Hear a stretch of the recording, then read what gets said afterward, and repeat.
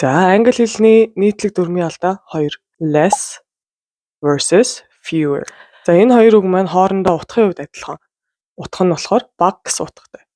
Гэхдээ хэрэглээний хувьд юугаараа өөр юм бэ гэх юм бол fewer гэдэг үг нь тоолж болдог нэр үгийн өмнө хэрэгэлдэг ба less гэдэг үгийг болохоор тоолж болдоггүй нэр үгийн өмнө хэрэглэх нь байна. За, жишээлбэл there are less people here today. За, ингэж хэлэх нь зөв болов?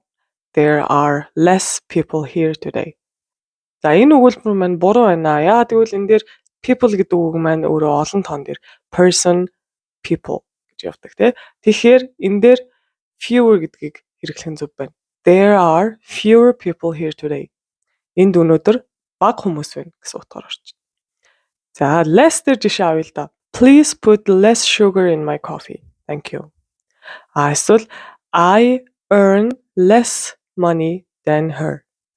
За, тэгээд дараагийн имчилгээ уулзцгаая. Баяр таа.